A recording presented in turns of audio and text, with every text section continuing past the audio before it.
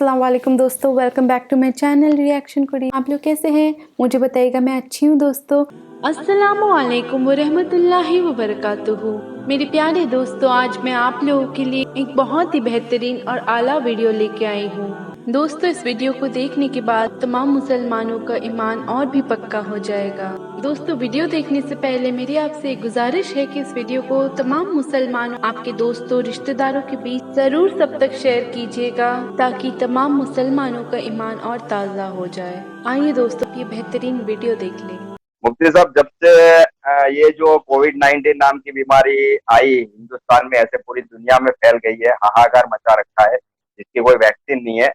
लेकिन जब हमारे हिंदुस्तान में आई और सरकार ने प्रिकॉशन के तौर पे, सलामती के तौर पर कहा कि भाई इसके अंदर गैदरिंग बंद कर दिया जाए, लोगों की जो भीड़ है बंद कर दी जाए, तो सलामती के रूप से मस्जिद, मंदिर, सारी चीजें बंद कर दी गई। अब जो नास्तिक लोग थे, जिनको आप एक्सपोज भी कर रहे हो आपके वीडियो में पिछले काफी दिनों से, वो एक्टिव हो गए और उन्होंने कहा कि मतलब इस तरीके की पोस्टें डालने लगे कि देखो वेटिकन भी बंद है, काबातुल्लाह भी बंद है और सिद्धि विनायक मंदिर भी बंद है, सिर्फ खुले हैं तो इंसानों के बने हुए अस्पताल खुले हैं।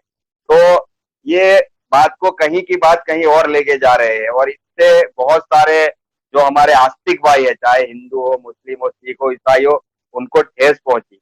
तो बहुत सारे लोगों ने मुझे राब्ता किया कि मुफ्ती साहब से इस सवाल के ऊपर जवाब लिया जाए, क्योंकि आप एक इस्लामिक स्कॉलर भी हो और हमारे से अच्छा आप नॉलेज भी रखते हो इस्लाम का और साइंस टेक्नोलॉजी का भी। तो इस पर आपका पॉइंट ऑफ व्यू क्या है?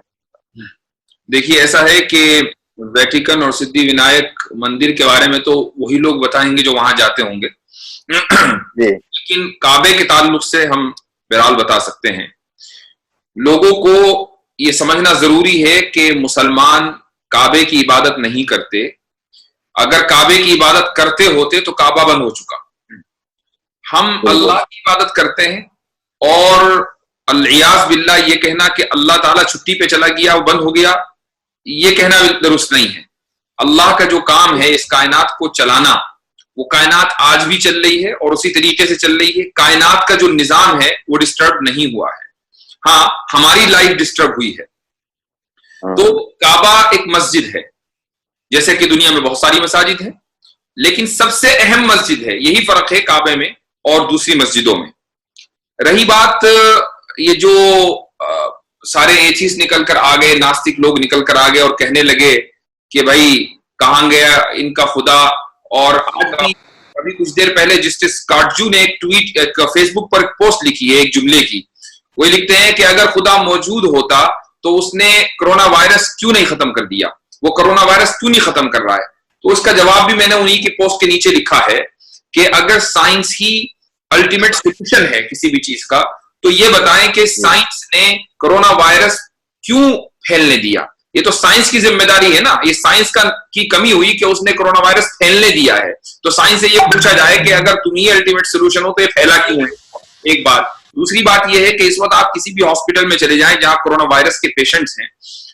मेरी आज ही मेरे एक अमेरिका में डॉक्टर हैं, दोस्त हैं, उनसे बात हो रही थी। उनके तहत बहुत सारे कोरोना वायरस के पेशेंट्स हैं।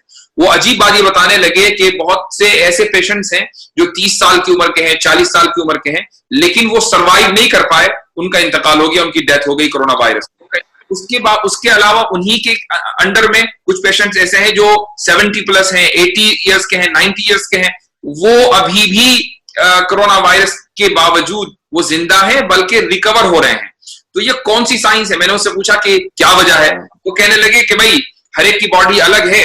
जो 30-35 साल के लोग हैं उनकी बॉडी ने रिस्पॉन्स नहीं किया, हमने दवाई दी, और जो 80-90 साल के लोग हैं उनकी बॉडी रिस्पॉन्स कर रही है। तो अब सवाल ये है कि ये कौन सी साइंस है कि जो एक की बॉडी को तो रिस्पॉन्सिव बना देती है, दूसरी की बॉडी को रिस्पॉन्सिव नहीं बनाती। ये अल्लाह ताला की मर्जी है कि एक का वक्त आ गया तो उसकी बॉडी ने रिस्पॉन्स करना बंद कर दिया, दूसरे का वक्त नहीं आया, वो 90 साल का हो गया लेकिन उसकी बॉडी रिस्पॉन्स कर रही है।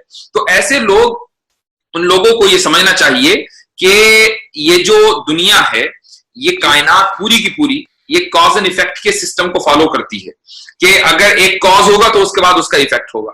तो जाहिर है कि ये बीमारी जो बनाई गई है या बन गई है, व्हाटएवर द रीजन इज, ये एक बीमारी पूरी दुनिया के अंदर फैल रही है, तो जिसको बीमारी लगेगी वो बीमार होगा, वो हॉस्पिटल जाएगा। और बीमारी फैलने का एक बहुत स्ट्रॉन्ग जरिया ये है कि एक दूसरे से लोग मिले, सोशल डिस्टेंसिंग ना हो, ये बीमारी फैलने का जरिया है।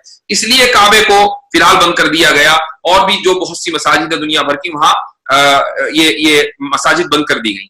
और ये मस्जिदों का बंद करना या काबे में नमाज ना होना, मस्जिद नबवी में नमाज ना होना, ये भी दरअसल इस्लाम ही की तालीम है। ऐसा नहीं कि हम इस्लाम से के खिलाफ जाकर कोई काम कर रहे हैं, ये भी इस्लाम ही की तालीम है। इस्लाम की तालीम ये है कि पहले आप तदबीर इख्तियार करें और उसके बाद फिर अल्लाह के ऊपर तवक्कुल करें। तदबीर किस तरीके से, जो भी डॉक्टर्स बताएं वो तदबीर है।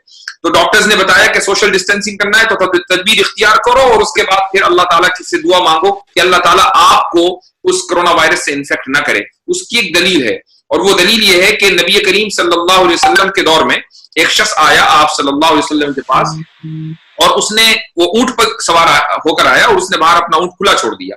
तो आप अलैहिस्सलातु वस्सलाम ने उससे दरियाफ्त किया कि तुमने ऊंट क्यों खुला छोड़ा है? तो वो कहने लगा कि मैंने इसलिए छोड़ दिया कि चूंकि मैं अल्लाह के ऊपर तवक्कुल करता हूं और अल्लाह ताला मेरे ऊंट की हिफाजत करेगा। तो नबी करीम सल्लल्लाहु अलैहि वसल्लम ने उससे इरशाद फरमाया कि पहले तुम ऊंट बांधो और उसके बाद फिर तुम अल्लाह के ऊपर तवक्कुल करो। ऊंट बांधो और फिर तवक्कुल करो। ये जो ऊंट बांधना है, यह तदबीर इख्तियार करना, यह सबब इख्तियार करना। तो हम सबब इख्तियार इसलिए कर रहे हैं मस्जिदों को बंद करके, तदबीर इसलिए कर रहे हैं क्योंकि डॉक्टर्स ने बोला है। तो ये भी हदीस ही के मुताबिक है, ये भी इस्लाम ही के मुताबिक है। दोस्तों, अगर आपका भी ईमान इस वीडियो को देखकर तरोताज़ा हो गया है तो इस वीडियो को आप तमाम मुसलमानों, भाई बहन और रिश्तेदारों तक ज़रूर शेयर कीजिएगा और कमेंट सेक्शन में अल्लाहु अकबर लिख के शेयर ज़रूर कर दीजिए। मैं आऊँगी दोस्तों नए वीडियोज़ लेके, तब तक दुआओं में याद रखिएगा। अल्लाह हाफिज़।